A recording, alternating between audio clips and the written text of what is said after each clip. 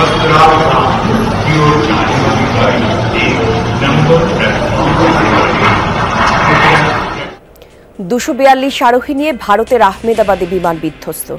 আবাসিক এলাকায় ছিটকে পড়ে লন্ডনগামী এয়ার ইন্ডিয়ার ফ্লাইটটি, চলছে উদ্ধার কাজ।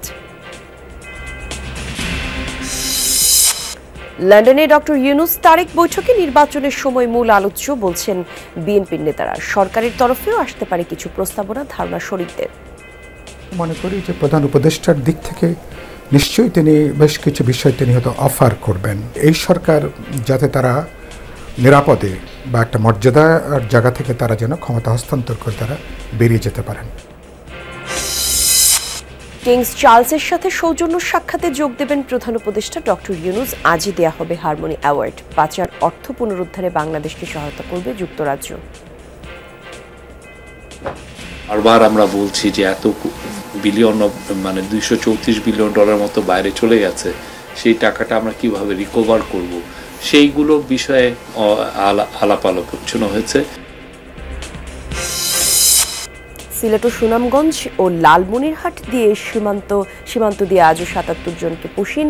বাংলাদেশি প্রমাণ হলে সঠিক চ্যানেলে পাঠানোর আহ্বান স্বরাষ্ট্র উপদেষ্টার।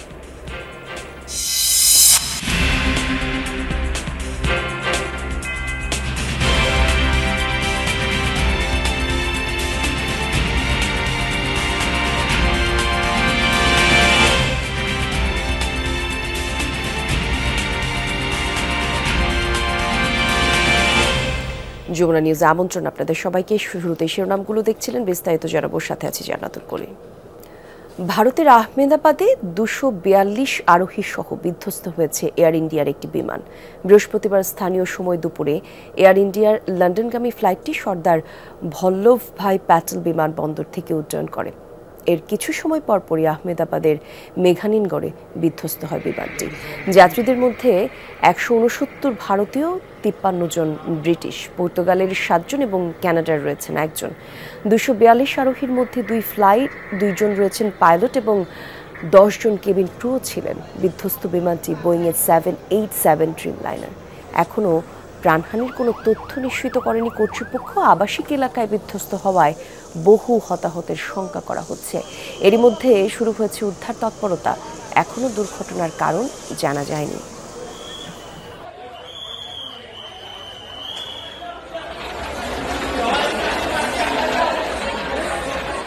দর্শক, বিমান দুর্ঘটনা নিয়ে আরো বিস্তারিত তথ্য জানবো। আমাদের সহকর্মী সুকান্ত চট্টোপাধ্যায় ভারত থেকে আমাদের সঙ্গে যুক্ত হচ্ছেন। সুকান্ত, এই দুর্ঘটনার কারণ সম্পর্কে বিস্তারিত কিছু জানতে পারলে আমাদেরকে জানাবেন, আর হতাহতের কোনো তথ্য আছে কিনা আপনার কাছে? বিমানে যে 242 জন যে যাত্রী কেবিন ক্রু নিয়ে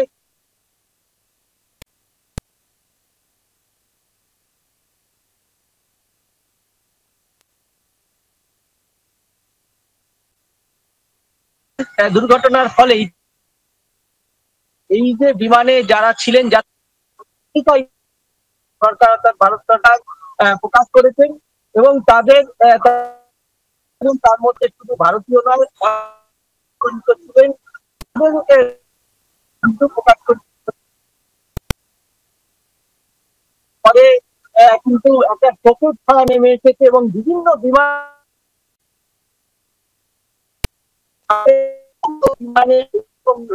দুর্ঘটনা ঘটে। তবে কি কারণে এই দুর্ঘটনা এখনো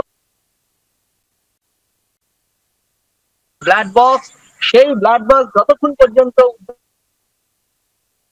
তাতে কিন্তু এই সময় এবং 17 সেকেন্ডের মাথায় যে বিমান ভেঙে পড়লো, অগ্নিকাণ্ডে যেতে ফুয়েল ছিল প্রায় 2 লক্ষ লিটার, সেই যাত্রী পেলেই আগুন ধরে যায় এবং যারা যাত্রী ছিলেন প্রত্যেকেরই কিন্তু অগ্নিদগ্ধ হয়ে মৃত্যু হয়। এমনটাই কিন্তু গুজরাট সরকার জানাচ্ছে। গোটা এলাকা পুলিশ ঘিরে রেখেছে, চলছে। যারা যাত্রী ছিলেন তাদের যে মালামাল, সেগুলোও কিন্তু প্রায় ধ্বংসপ্রাপ্ত। তাদের পরিচয়, যাদের পরিচিত ছিলেন, এই যাত্রী ছিলেন, তাদের পরিজনদেরকে খোঁজ খবর দেওয়ার যাতে যারা নিহত হয়েছেন তাদেরকে যাতে পরিবারের হাতে তুলে দেওয়া যায়।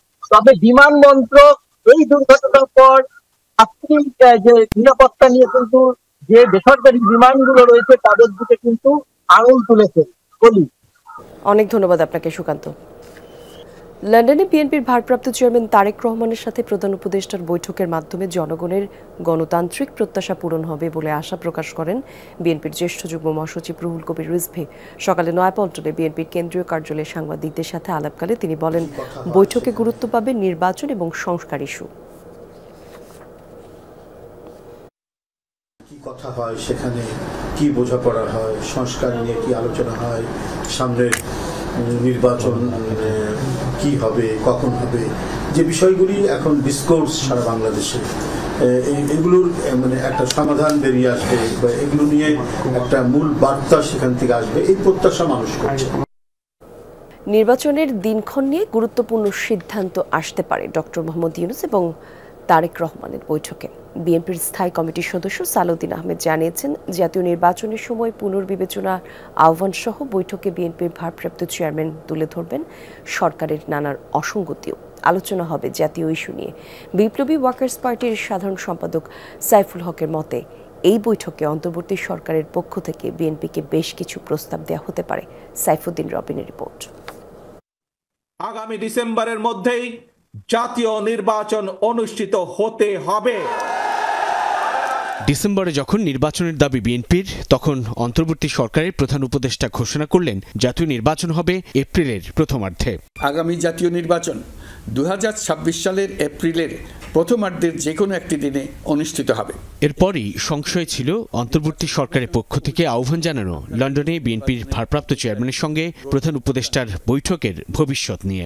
6 তারিখে তিনি জাতির উদ্দেশ্যে ভাষণ দেওয়ার কারণে যে নির্বাচনের সময়সীমার উল্লেখ করা হয়, সেই ভাষণে এই সাক্ষাৎ হবে কিনা সেটা একটা দ্বিধাদ্বন্দ্বে ছিলাম আমরা। প্রধান উপদেষ্টার অফিস থেকে আবারও সাক্ষাতের বিষয়টি উত্থাপন করা হলে তখন স্থায়ী কমিটির মিটিংয়ে আমরা সিদ্ধান্ত নেই যে রাজনৈতিক শিষ্টাচার হিসাবে অবশ্যই সাক্ষাৎ করা প্রয়োজন। বিএনপি নেতারা জানান, বিএনপির পক্ষ থেকে এই বৈঠকে সর্বোচ্চ গুরুত্ব পাবে নির্বাচনের দিনক্ষণ। বিএনপির সঙ্গে যুগপৎ আন্দোলনে থাকা বিপ্লবী ওয়ার্কার্স পার্টিও মনে করে বৈঠক থেকে ফেব্রুয়ারিকে বিবেচনা করা হতে পারে উপযুক্ত সময়।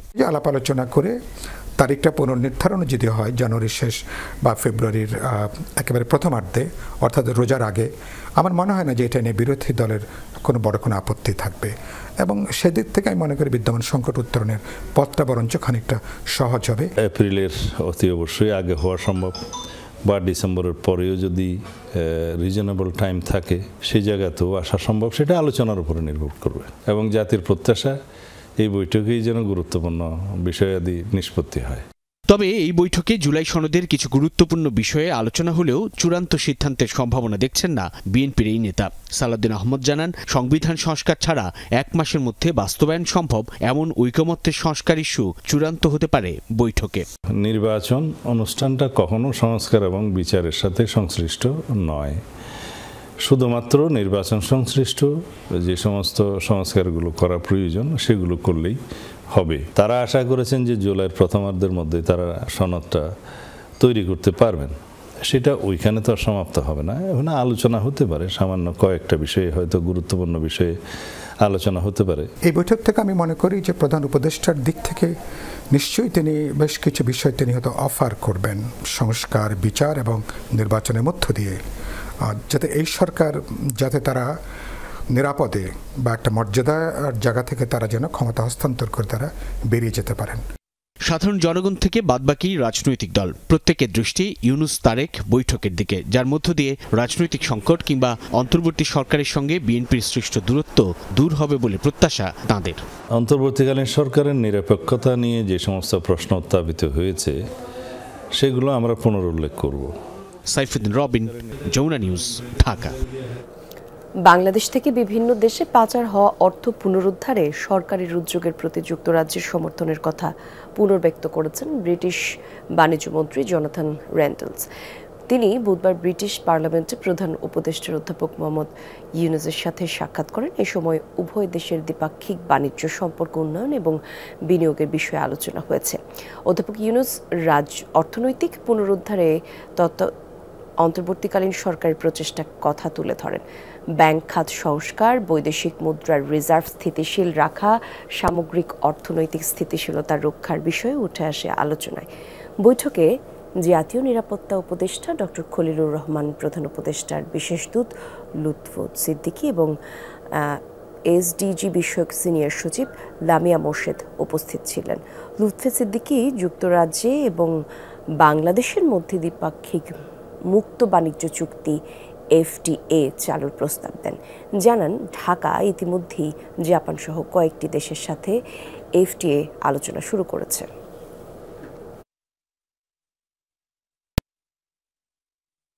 কিছুক্ষণের মধ্যেই ব্রিটিশ রাজা তৃতীয় চার্লসের সাথে বৈঠকে যোগ দিচ্ছেন প্রধান উপদেষ্টা ডক্টর মোহাম্মদ ইউনূস। আর এই বিষয়ে বিস্তারিত জানাতে লন্ডন থেকে যোগ দিচ্ছেন সহকর্মী হেফাজুল করিম রাকিব। রাকিব, একটু জানাবেন ব্রিটিশ রাজা তৃতীয় চার্লস এবং প্রধান উপদেষ্টার সাক্ষাতের বিষয়ে কি তথ্য আপনার কাছে আছে, আর অ্যাওয়ার্ড অনুষ্ঠানে কখন যোগ দিচ্ছেন প্রধান উপদেষ্টা? সকাল 11:20 বাকিংহাম প্লেসে রাজা তৃতীয় চার্লসের সাথে সাক্ষাতের মাধ্যমেই প্রধান উপদেষ্টা ডক্টর মোহাম্মদ ইউনূসের আজকের কর্মসূচি শুরু হবে। শুরুতেই 11:20 এই বাকিংহাম প্লেসে আপনার সাক্ষাৎ হচ্ছে তৃতীয় রাজা চার্লসের সঙ্গেই, এবং সেটা নিয়ে বাংলাদেশ বিষয়ে নানা কথাবার্তা হবে। আপনারা জানেন, গত এক সপ্তাহ আগেই রাজা তৃতীয় চার্লস পূর্ব লন্ডনে ব্রিক লেনে এসেছিলেন। সেখানে কিন্তু একজন জিজ্ঞেস করছিলেন রাজাকে যে ডক্টর ইউনূস সম্পর্কে। সেখানে কিন্তু রাজা বলছিলেন, আমি ডক্টর ইউনূসের জন্য ওয়েট করতেছি, তখন কখন তাকে আমি হারমোনি অ্যাওয়ার্ডটা তার হাতে তুলে দেবো, এবং বাংলাদেশ বিশেষে তখন কথা বলছিলেন রাজা তৃতীয় চার্লস। এবং আজকে সেই সাক্ষাৎটা হচ্ছে ডক্টর ইউনূসের সাথে রাজা তৃতীয় চার্লসের সঙ্গেই, এবং ওখান থেকে সাক্ষাৎ শেষেই পরে 1:30টার দিকে, দুপুর 1:30টার দিকেই সেন্ট জেমস প্লেসে কিন্তু যে প্রেস্টিজিয়াস যে award king Charles harmony award, সেটা কিন্তু রাজা নিজ হাতেই প্রধান উপদেষ্টা ডক্টর মোহাম্মদ ইউনূসের হাতে তুলে দেবেন। সেটার জন্য সবাই অপেক্ষা করতেছে কখন সেই অ্যাওয়ার্ডটা পাবে। সেটা হচ্ছে এই দেশে দুপুর 1:30টায় সেটা তুলে দেওয়া হবে, এবং সেটার পরেই কিন্তু হাউস অফ কমন্সে যাবে। হাউস অফ কমন্সে যে লিন্ডসেস হোলের সাথেই স্পিকার, হাউস অফ কমন্সের স্পিকারের সাথে কিন্তু ব্রিটিশ পার্লামেন্টে ওখানে একটা বৈঠক হবে প্রধান উপদেষ্টার সাথে। সেটা হচ্ছে 3:30টার দিকে। সেই বৈঠকে কিন্তু অনেকগুলো বিষয়ে কথা উঠে আসবে, পাচার হওয়া থেকে টাকা শুরু করেই, এবং জলবায়ু পরিবর্তন, রোহিঙ্গা ইস্যু সহ নানা বিষয়ে কথাবার্তা সেখানেও কিন্তু উঠবে। এবং পাশাপাশি এরপর হচ্ছে যে মিট এন্ড গ্রিট, যে একটা অনুষ্ঠান, যেটা হচ্ছে যে প্রবাসী বাংলাদেশি, ব্রিটিশ বাংলাদেশি যারা বাংলাদেশের সাথে বিভিন্ন সময় এক্সপোর্ট ইম্পোর্ট সহ নানা ভাবে জড়িত, বাংলাদেশের সাথে বিজনেসের সাথে, এবং এখানে যে কমিউনিটি নেতা তাদের সাথে একটা মত বিনিময় সভা হবে একটা হোটেলেই। সেখানেও কিন্তু যে বাংলাদেশের সাথে যে বিজনেসের নানা রকমের সমস্যাগুলো রয়েছে, আমরা অনেক বিজনেসম্যানদের সাথে কথা বলেছি, ব্রিটিশ বাংলাদেশ চেম্বার অফ কমার্সের সভাপতি রফিক হায়দার সাথে কথা বলেছি। উনিও বলেছেন যে আজকে অনেকগুলো প্রস্তাব প্রধান উপদেষ্টার সামনে তুলে ধরা হবে, যে বাংলাদেশের সাথে কিভাবে স্মুথলি বিজনেস করা যায়, এক্সপোর্ট ইম্পোর্ট গুলো কিভাবে করা যায়, সেই বিষয়গুলো তুলে ধরা হবে। এরপরে কিন্তু আরেকটা মিটিং রয়েছে 6:30টার দিকেই। আজকেও সারাদিন প্রধান উপদেষ্টা কিন্তু ব্যস্ত থাকবেন। সকাল তার কর্মসূচি শুরু হবে রাজা তৃতীয় চার্লসের। জি, অনেক ধন্যবাদ আপনাকে রাকিব। সিলেট, সুনামগঞ্জ ও লালমনিরহাট সীমান্ত দিয়ে 77 জনকে পুশিন করেছে ভারতীয় সীমান্তরক্ষী বাহিনী BSF। দিবাগত রাত 1টা থেকে ভোর 5টা পর্যন্ত তাদের বাংলাদেশে ঠেলে দেওয়া হয়। 48 ব্যাটালিয়ন বিজিবি জানিয়েছে, জৈন্তাপুর উপজেলার মোকামপুঞ্জি সীমান্ত দিয়ে 17 জন এবং মিনাটিলা সীমান্ত দিয়ে 23 জনকে পুশিন করা হয়েছে। এছাড়া জেলার কোম্পানীগঞ্জ উপজেলার কালাইগার সীমান্ত দিয়ে 13 জন এবং সুনামগঞ্জের ছাতকের নোয়াকোট সীমান্ত দিয়ে 17 জনকে পুশিন করেছে BSF। এছাড়া লালমনিরহাটের পাটগ্রাম উপজেলার ঝালঙ্গি সীমান্ত দিয়ে BSF এর পুশিন করা 7 জনকে আটক করেছে বিজিবি। ভারত থেকে যে পুশিন করা হচ্ছে সে বিষয়ে হাই কমিশনারকে জানানো হয়েছে, এমনটা বলছেন স্বরাষ্ট্র উপদেষ্টা অবসরপ্রাপ্ত লেফটেন্যান্ট জেনারেল জাহাঙ্গীর আলম চৌধুরী। এ সময় তিনি বলেন, বাংলাদেশি যেসব নাগরিক ভারতে আছে তাদের প্রপার চ্যানেলে ফেরত পাঠানো হলে অবশ্যই ফিরিয়ে নেওয়া হবে, কিন্তু তারা যেভাবে পুশিন করছে তা অমানবিক। উপদেষ্টা আরও বলেন, কোভিড মহামারী ঠেকাতে বিমানবন্দর সহ বিভিন্ন স্থানে সচেতনতা বাড়িয়ে নেওয়ার উদ্যোগ নেওয়া হয়েছে। ব্রাহ্মণবাড়িয়া ও নরসিংদীতে সংঘর্ষের ঘটনা হয়েছে। নরসিংদীতে 2 গ্রামবাসীর মধ্যে সংঘর্ষের ঘটনায় 1 জন নিহত হয়েছে। নিহত সাইফুল চর বেলাবো এলাকায় জীবন মিয়ার ছেলে। আহত হয়েছেন পুলিশ সহ 2 পক্ষের 20 জন। গতকাল চর বেলাবো ও মাটিয়াল পাড়ায় দুই যুবকের মধ্যে মোটরসাইকেল এবং ইজি বাইকের সাইড দেয়া নেয়াকে কেন্দ্র করে সংঘর্ষ হয়। এ সময় আহত হয় 3 জন। আর এরই জেরে দুই গ্রামবাসীর মধ্যে সকাল থেকেই দুপুর পর্যন্ত আবারও সংঘর্ষ হয়। পরিস্থিতি নিয়ন্ত্রণের সময় তারা পুলিশের ওপর চড়াও হলে রাবার বুলেট, টিয়ার শেল নিক্ষেপ করা হয়। পরে সেনাবাহিনীর সহায়তায় পরিস্থিতি নিয়ন্ত্রণে আসে। ব্রাহ্মণবাড়িয়ার সরাইলে জমি নিয়ে বিরোধের জেরে দুই পক্ষের সংঘর্ষে আহত হয়েছেন অর্ধশতাধিক। সকাল থেকে দুপুর পর্যন্ত পাকশিমুল গ্রামের সরাইল আর উইল সড়কের দফায় দফায় চলে সংঘর্ষ। এতে সড়কের উভয় পাশে যান চলাচল বন্ধ হয়ে পড়ে।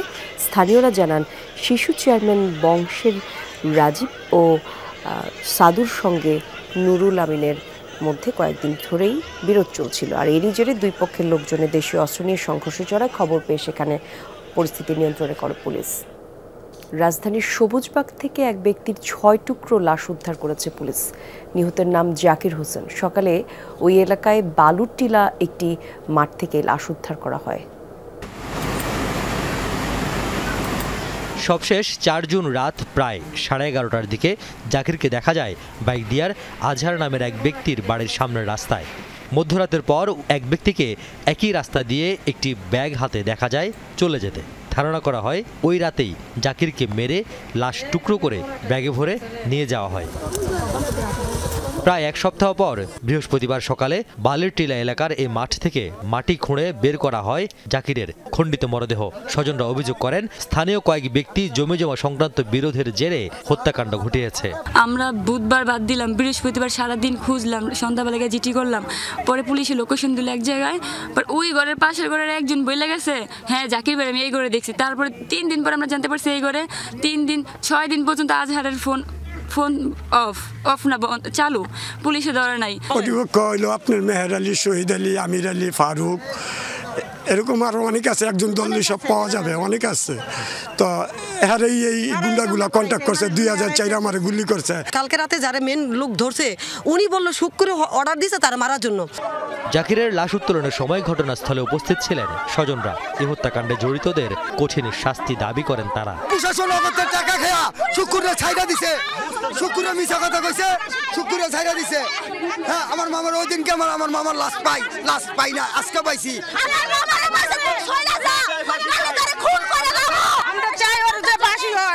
পুলিশ জানায়, জাকির নিখোঁজের পর প্রথমে থানায় জিডি ও পরে অপহরণ মামলা দায়ের করে জাকিরের পরিবার।